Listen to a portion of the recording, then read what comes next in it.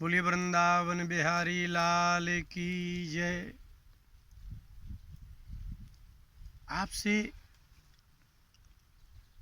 कभी ऐसा लगा है आपको कि आपसे किसी अच्छे महात्मा का संबंध है? कोई महात्मा आपको इतना अधिक प्रेम कर रहा हो, जो आपका ही मात्र कल्याण की इच्छा करता हो, आपका कल्याण हो जाए, ऐसा क्या कोई महात्मा चाहता है? आप चाहें कि न चाहें, लेकिन ऐसा कोई महात्मा है आपका जो आपका कल्याण करना चाहते हो? है ऐसा कि आप कल्याण ना भी चाहते हो तो भी कल्याण करने की कामना अगर महात्मा कर ले तो हो जाता है। लेकिन आप खुद का ही विचार कर लीजिए ना, क्या ऐसे कोई महात्मा आपकी दृष्टि में है जो आपको बहुत प्रेम कर रहे हों और ये भी इच्छा कर रहे हों कि इस भगत का, इस व्यक्ति का कल्याण हो जाए, मोक्ष हो जाए, भला हो जाए, सब अच्छा हो जाए? ऐसा है कोई आपके पास? आप किसी ऐसे महात्मा से मिले कभी? लेकिन बहुत कठिन काम है। भागवत के 7वें स्कंद के 9वें अध्याय के 44वें श्लोक में प्रहलाद जी ने नरसिंह भगवान से एक प्रार्थना की। प्रहलाद जी ने कहा कि हमारे पिताजी का राज्य बहुत लंबा चला है प्रभु, इतनी नास्तिकता हो गई है कि यहाँ उन्होंने यज्ञ बंद करा दिए हैं, पूजन बंद करा दिया है, वेद बंद करा दिए हैं, अर्थात धार्मिक कार्य सोच भी नहीं सकता यहाँ का मनुष्य। जिस पीढ़ी में हिरण्यकशिपु आए थे वो पीढ़ी ही समाप्त हो गई है। उस पीढ़ी को ही आकर के हिरण्यकशिपु ने कहा था कि बंद, ना कोई देव पूजन, न ब्राह्मण पूजन, न गौ पूजन, कुछ नहीं होना चाहिए। और स्वयं कभी मरा ही नहीं। इसलिए जिसका विनाश नहीं हुआ वो हमारे पिताजी के सामने इस प्रजा की अनेक पीढ़ी निकल गई और नई पीढ़ी आ गई, ये समाप्त हुए नहीं। सब नास्तिकता फैल गई है। कोई स्वप्न में भी नहीं सोच सकता कि देवता होते हैं, ना कोई स्वप्न में ये सोच सकता कि कल्याण होता है, ना कोई स्वप्न में ये सोच सकता कि ब्राह्मण होते हैं। स्वप्न में भी कोई सोच नहीं सकता कि यज्ञ यागादिक पूजा पाठ व्रत उपवास कुछ ऐसा होता है। सोच ही नहीं सकते। क्यों? क्योंकि जो इनके समय के थे वो तो सब समाप्त हो गए और उस समय ही इन्होंने अवरुद्ध कर दिया था कि कुछ होना नहीं चाहिए। तो आगे वाली पीढ़ी ने तो देखा ही नहीं कि हमारे यहाँ कुछ होता है, तो उनने कुछ किया ही नहीं। इसलिए कहा जाता है कि अपने माता पिता का श्राद्ध करो ताकि तुम्हारी संतान देखे कि श्राद्ध किया जाता है। ब्राह्मणों को, विद्वान ब्राह्मणों को घर में बुला करके पूजन पाठ कराइए ताकि आपके बच्चों को पता चले कि ऐसा किया जाता है। महात्माओं को अपने घर में बुलाइए, महात्माओं के यहाँ जाइए, उन्हें पता तो चले कि इस संसार से बाहर भी कुछ अच्छा होता है। अधिक पैसा हो जाए, खूब गाड़ी बंगला सब कुछ हो जाए, क्या इतना होना ही अच्छा है और बाकी कुछ अच्छा नहीं है? यदि जब ऐसे व्यक्ति दुखी होते हैं तब इनको धैर्य बंधाने वाले महात्मा ब्राह्मण ही तो होते हैं। जिसके पास में कोई ब्राह्मण का संबंध नहीं है, सत्संग का संबंध नहीं है, अध्यात्म का संबंध नहीं है, वह जिन पदार्थों को एकत्रित करता है सुख के लिए, फिर उन्हीं पदार्थों से तो उसको दुख मिलता है। तो फिर उसके दुख के समय में धीरज बंधाने वाला कोई है ही नहीं। नृसिंह भगवान से प्रार्थना करते करते प्रहलाद जी ने कहा, भगवान अब जो पीढ़ी में मैं आया हूँ, इस पीढ़ी को तो मैं धर्ममय बना दूंगा, यज्ञ मैं बना दूंगा, किंतु अब आप आए हैं तो इनका तो कल्याण कर दीजिए। आ ही गए हैं तो कर दीजिए। क्योंकि अब कब ये व्रत उपवास करेंगे, कब तपस्या करेंगे, तब इनकी इच्छा जागृत होगी, तब आप प्रकट होंगे, क्या होगा? अब तो आप आ ही गए हैं तो भला कर दीजिए। भगवान ने कहा ये काम हमारा नहीं है। हम आकर के किसी का ऐसे कल्याण नहीं करते। तो बोले साक्षात कल्याण भगवान उसी का करते हैं जो कल्याण चाहता है। किसी के कहने से भगवान किसी का कल्याण करते हैं तो वो है एकमात्र महात्मा। किसी की कोई बात नहीं मानता। कोई संत कहेंगे कि हाँ इनका कल्याण कर दो तो हम कर देंगे, तो बोले मैं तो कह रहा हूं ना। बोले तो तुम एक आध का कल्याण थोड़ी कह रहे हो, तो तुम तो पूरी जनता का कल्याण कह रहे हो। जिनको कल्याण का समझ ही नहीं है, कल्याण का ज्ञान नहीं है। तो प्रहलाद ने कहा भगवान महात्मा अब नहीं है, हम ये नहीं कह रहे, लेकिन यहाँ महात्मा आते ही नहीं है, क्योंकि हमारे पिता ने सारे महात्माओं को मार डाला। बोले नहीं प्रहलाद ऐसा मत कहो, संसार में ऐसी कोई स्थिति कभी नहीं हो सकती कि मेरे भक्त ना हो, मेरे संत ना हो।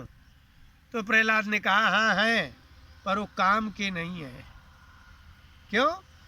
तो उन्होंने कहा 7वें स्कंद के 9वें अध्याय का 44वां श्लोक, प्रायेण देव मुनयः स्वविमुक्ति कामाः मौनम चरन्ति विजने न परार्थ निष्ठा।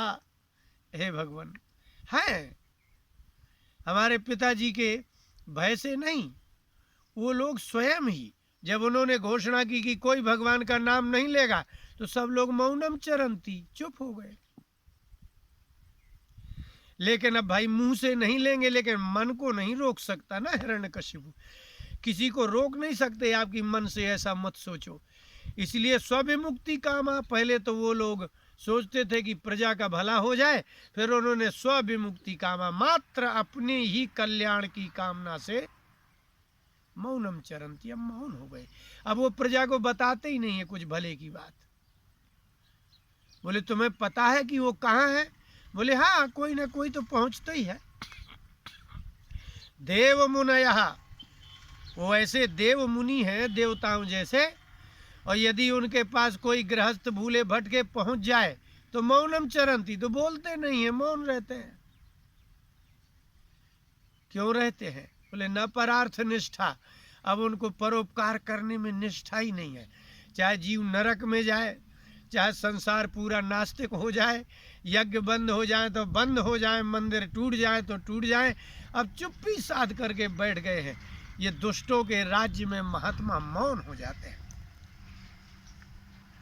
शरीर है तो भजन होगा, तो उनने घोषणा कर दी कि कोई भजन नहीं करेगा, तप नहीं करेगा, तो वो लोग चले गए कहाँ? बोले बिजने, निर्जन वन में चले गए। समाज को त्याग दिया है उन्होंने। नास्तिक और अश्रद्धालु प्रजा को देख करके कल्याण करने वाले बड़े बड़े संत मौनम चरंती, मौन हो जाते हैं प्रभु। अब बात करेंगे तब तो आपको ज्ञान मिलेगा, बिना बात के ज्ञान मिलेगा ही नहीं। और फिर पहले परोपकार निष्ठा थी कि लोगों का भला हो जाए, लेकिन अब न परार्थ निष्ठा, परार्थ परोपकार में उनकी निष्ठा समाप्त हो गई।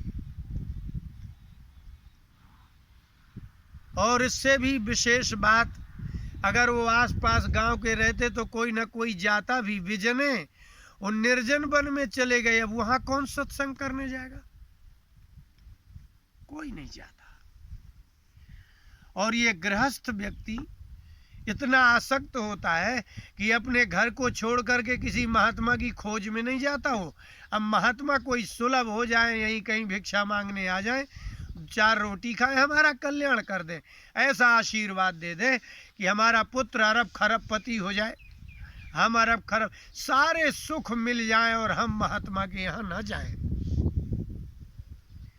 हम महात्मा की सेवा न करें, महात्मा की बात ना माने, लेकिन वो महात्मा सब कुछ कर दे।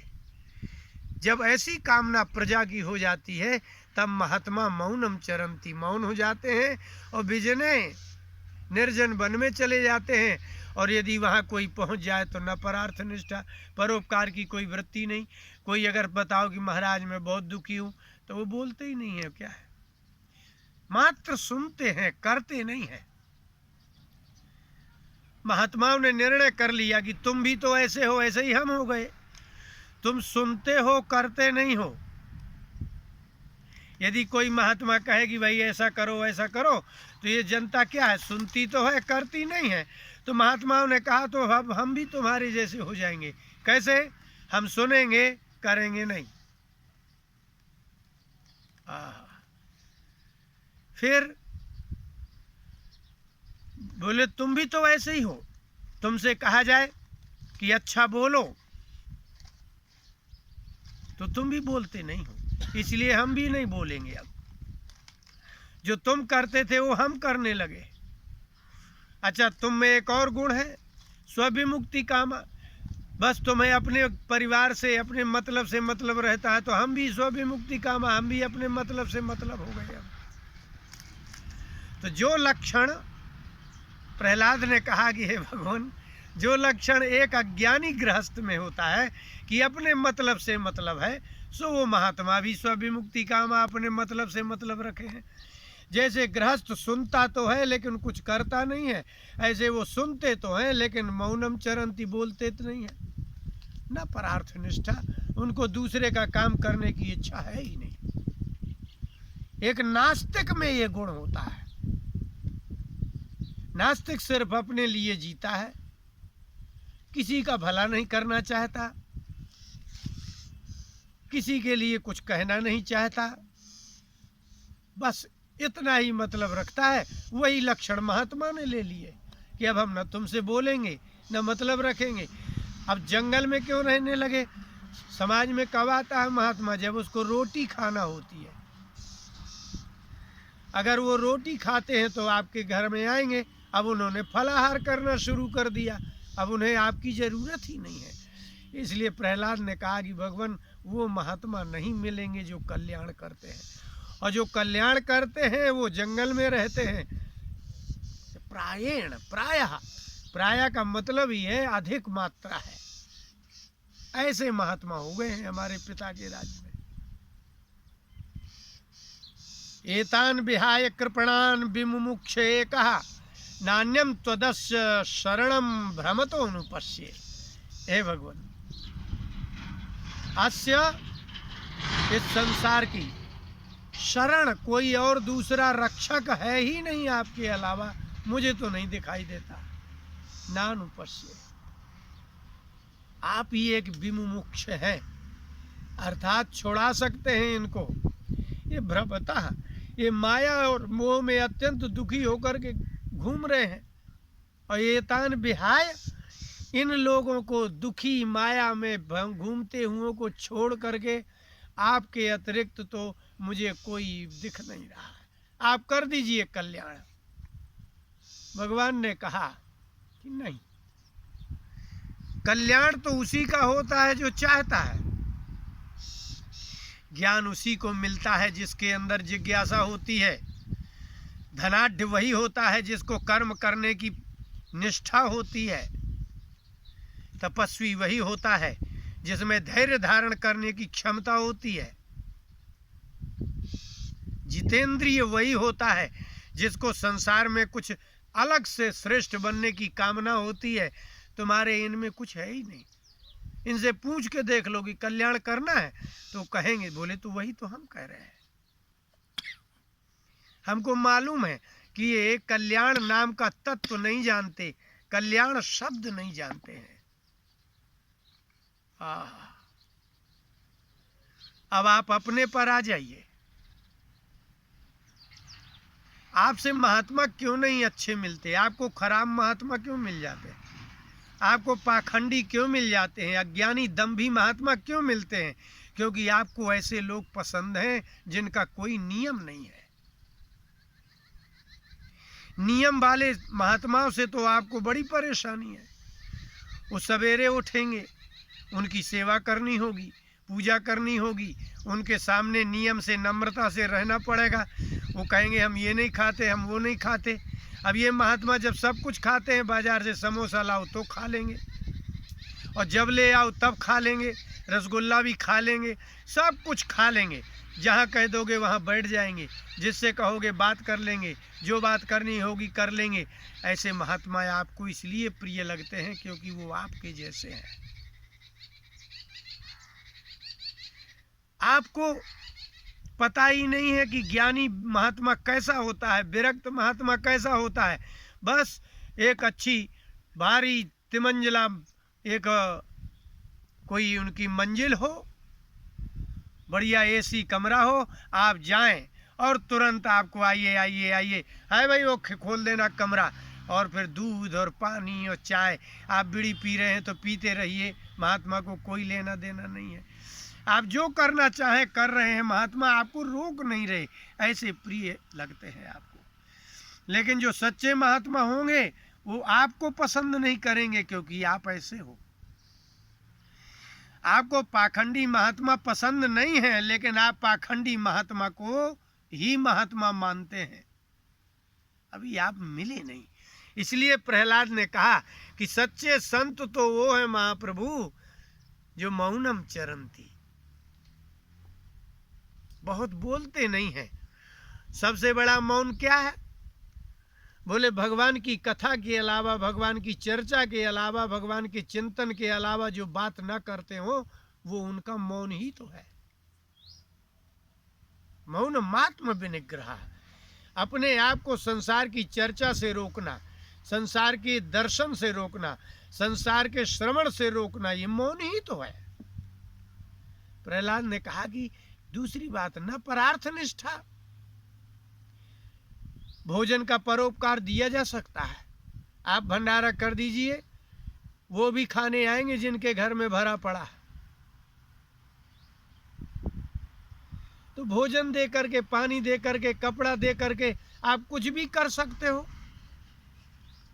लेकिन ये वास्तव में ये इतना बड़ा परोपकार नहीं है, क्योंकि सुबह का दिया हुआ भोजन दोपहर को समाप्त हो जाता है, दोपहर का दिया हुआ भोजन रात में समाप्त हो जाता है, अभी का दिया हुआ पानी 2 घंटे बाद समाप्त हो जाएगा, प्यास और भूख लगाएगी। तो कपड़ा, अन्न, जल, ये तो शरीर को रखने के साधन है, लेकिन मरने के बाद मोक्ष का साधन दान पुण्य का, अन्न का, कपड़े का कोई लेना देना नहीं है। इसलिए वो महात्मा परार्थ निष्ठा ना, वो अन्न दान करने की, जल दान करने की, वस्त्र दान करने की, इसको परोपकार नहीं मानते। वो उनको परोपकार की वृत्ति नहीं है। कहते हैं कि अनाज तो कोई भी खिला देगा ना, कपड़े तो कोई भी दे देगा ना। अभी भी किसी गांव से कोई भूखा प्यासा कपड़ा बिना पहने निकलता है तो गांव के लोग उसको कपड़ा और भोजन अन्न दे देते हैं। यदि महात्मा ही दे रहे हैं यही वाली चीज तो क्या बड़ी बात है। वो तो आसक्ति का घर है। यदि महात्मा बड़ी व्यवस्था में है तो वो एक आसक्ति है, वो व्यवस्था ही तो आसक्ति है। जाते चलते चलते फिर उसको आसक्ति हो जाती है, व्यवस्था तो करना है। ऐसी परोपकार की वृत्ति उन महात्माओं की नहीं है। प्रहलाद जी ने कहा, मैं जिस मोक्ष की बात कर रहा हूं, जिस कल्याण की बात कर रहा हूं, वो तो वो महात्मा देने में समर्थ होते हुए भी, लेकिन उनके पास कोई जाता नहीं है, उनसे कोई मतलब नहीं रखता, क्योंकि यहाँ हजारों और करोड़ों में किसी को भगवान की ज्ञान की जिज्ञासा होती है, जानने की इच्छा हजारों में किसी एक की होती है। अगर कोई जिज्ञासु भ्रमण करता है तो निश्चित ही उस जिज्ञासु को जिज्ञासा शांत करने वाले संत हैं, लेकिन वो ऐसे नहीं होंगे जैसे आप देख रहे हो। इसलिए ऐश्वर्य संपन्न, वैभव संपन्न महात्माओं का तो आपको गली गली में मिलेंगे।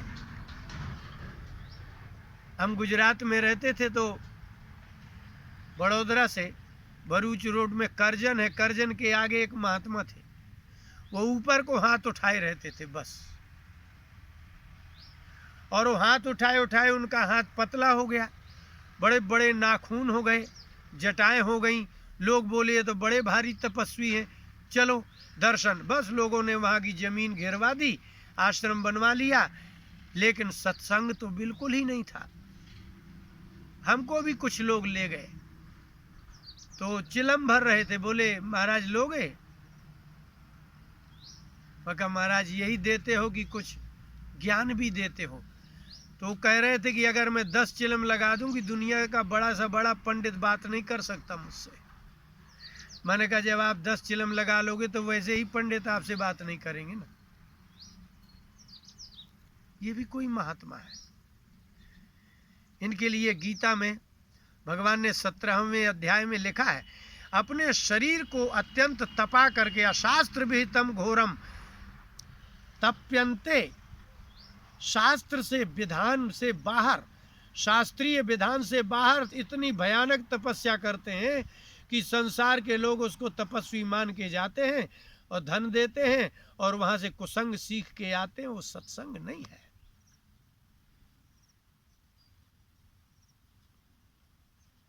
लेकिन जो हैं, जो सत्संग करते हैं, प्रहलाद जी बोले वो तो बिजने, वो तो जंगल में है, समाज में आते ही कहाँ है। अरतिर जन संसदी, उनको लोगों की भीड़ में आरती होती है, प्रेम नहीं है।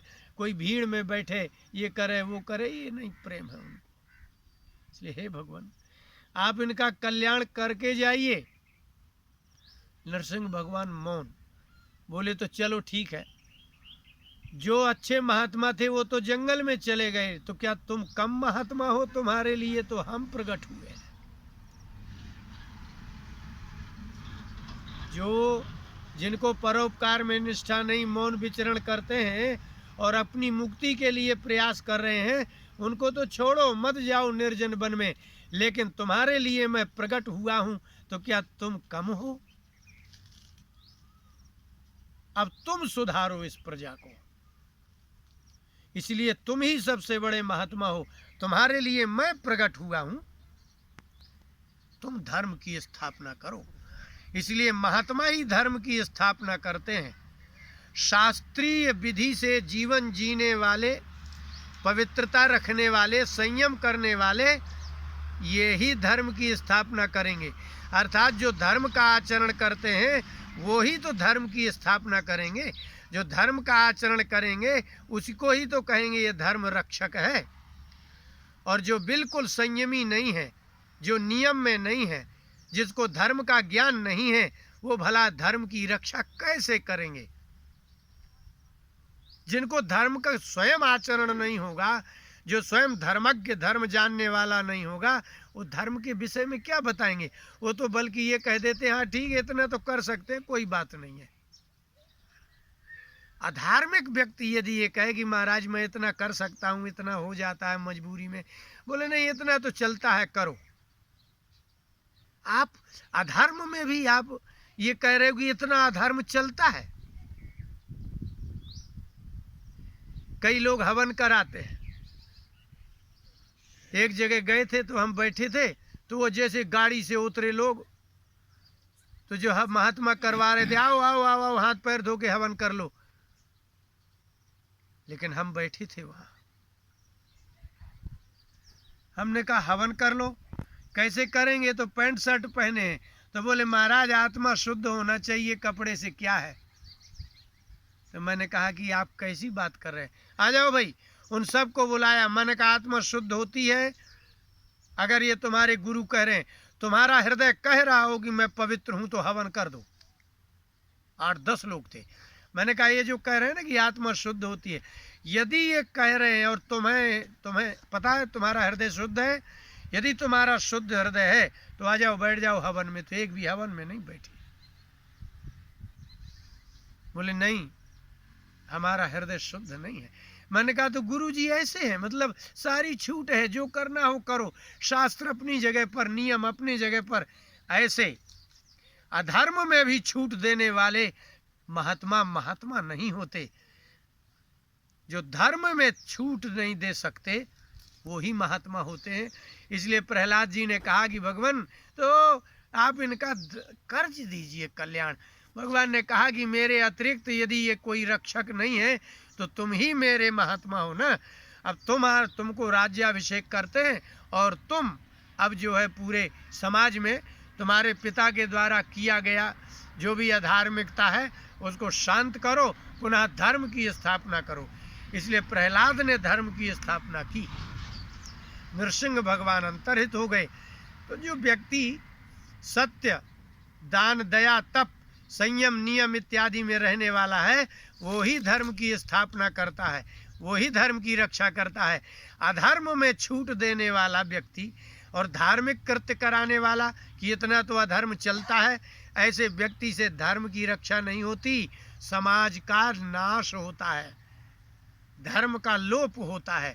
इसलिए भगवान की शरण में भी यदि आपको ले जाना है प्रजा को, तब भी उनको नियम बताइए, संयम बताइए, भक्ष्या भक्ष्य का नियम बताइए, पवित्रा पवित्र का नियम बताइए, क्या ग्रहण करने योग्य है, क्या नहीं है ग्रहण करने योग्य, किससे मिलने योग्य है, क्या नहीं है। इन सब नियमों का पालन करते हुए जो भक्ति की जाती है वही सार्थक है।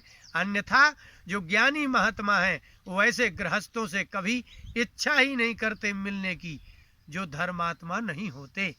इसलिए धर्मात्मक महात्मा वो धार्मिक व्यक्तियों में ही, श्रद्धालुओं में ही कृपा करते हैं। अश्रद्धालु गृहस्थ पर महात्मा कभी कृपा नहीं करते हैं। बोली वृंदावन बिहारी लाल की जय।